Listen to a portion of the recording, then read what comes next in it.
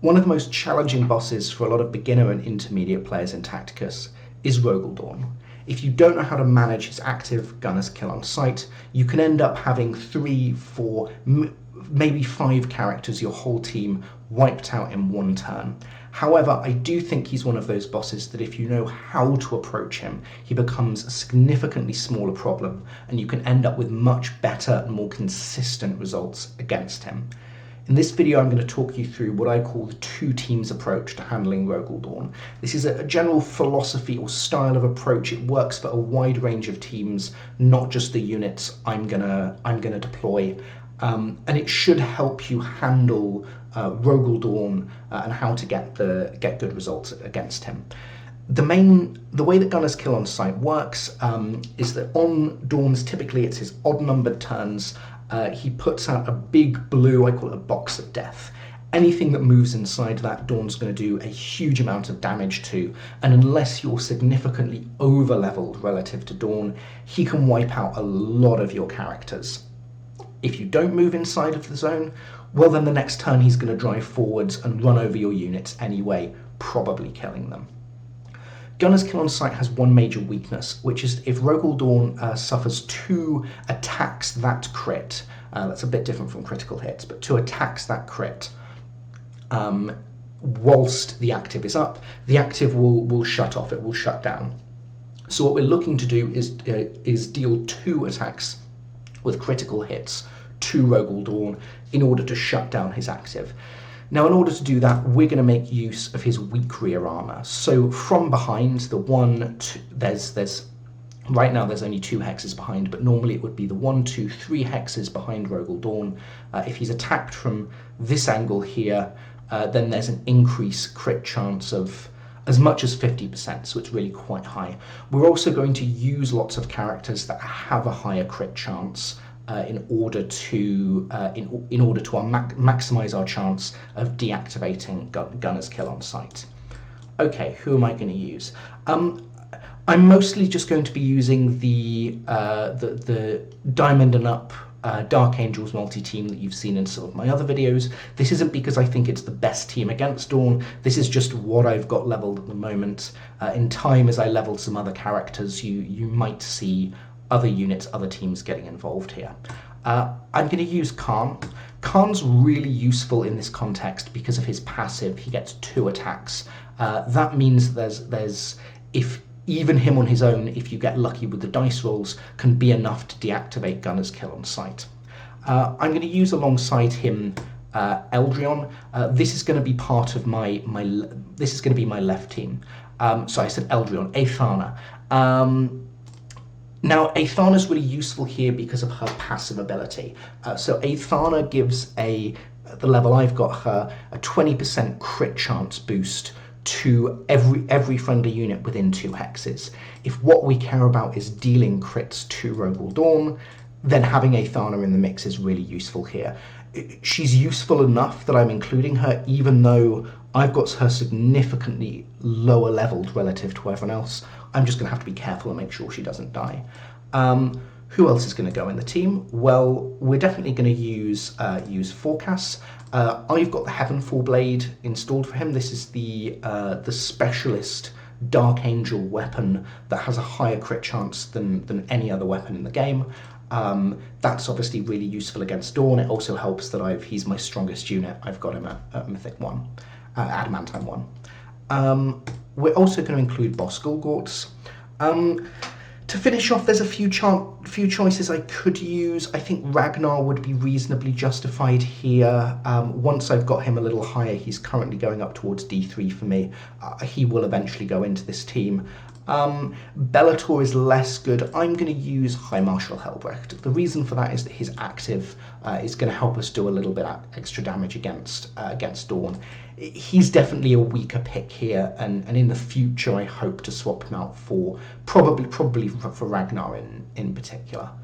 Okay, for my Machine of War, we're going to use the Biovore, which is going to help direct Dorn's attention. Okay, good. So turn 1,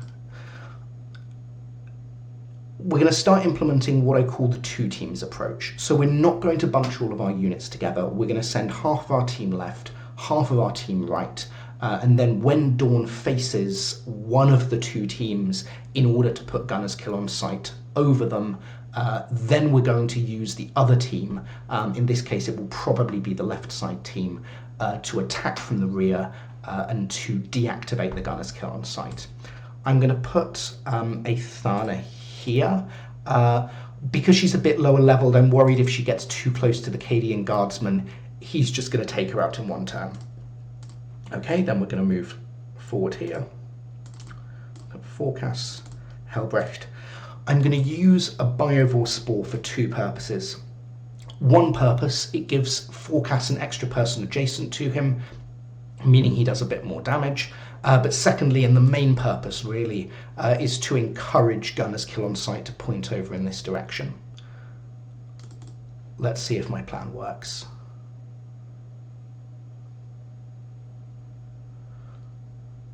Okay, perfect. As you can see, Gunner's Kill on sight has come over and pointed towards my 3 units here.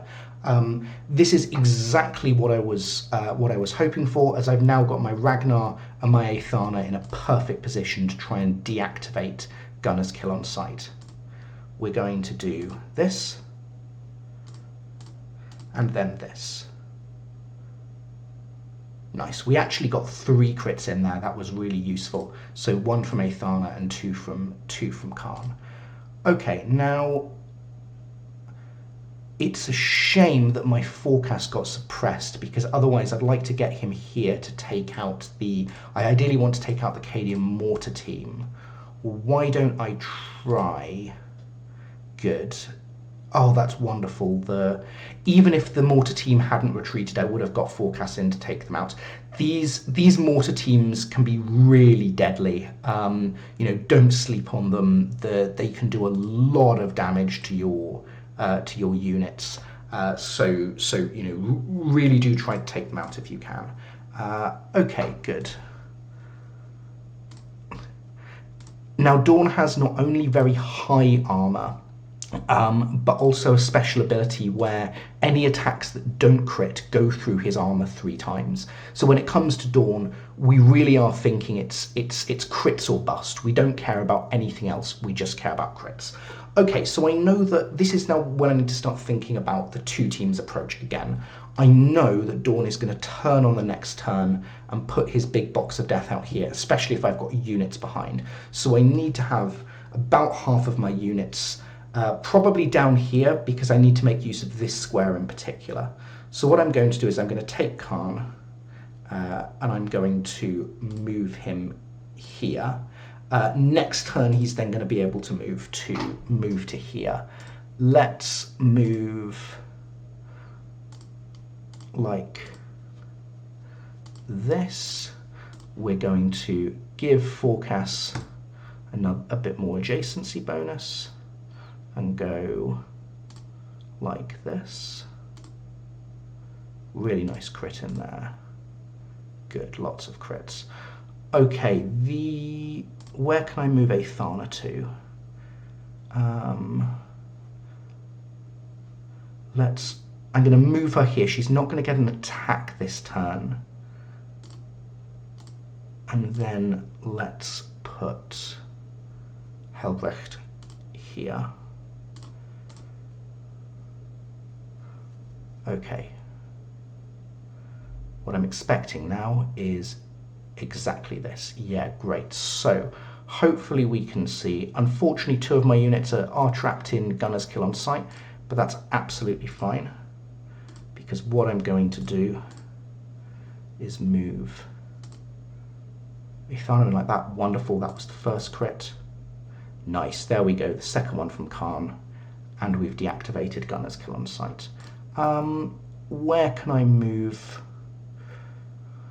I would like next turn to be able to use my Warg. So what I'm going to do is move Forcas out the way like this, Boss out the way like this, and then we'll attack like this. We're going to keep just distracting the Cadian Guardsman with the spores if we need to. Okay, this is interesting. I wasn't expecting this right-hand turn, but I think it actually works nicely in our favour. Let's warg.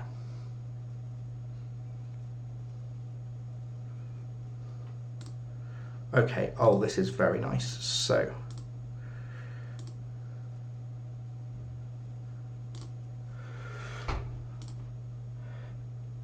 let's use one more because I want to give Forcas as much of an adjacency bonus as possible.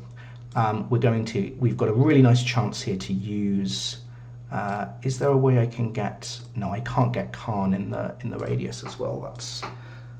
We'll use Helbrecht's active, so this is giving a nice bonus to everyone. Lovely big bit of damage there. We'll use, I'm going to move Kharn up a little bit so that he's definitely in range for his for his attack at the start of his turn.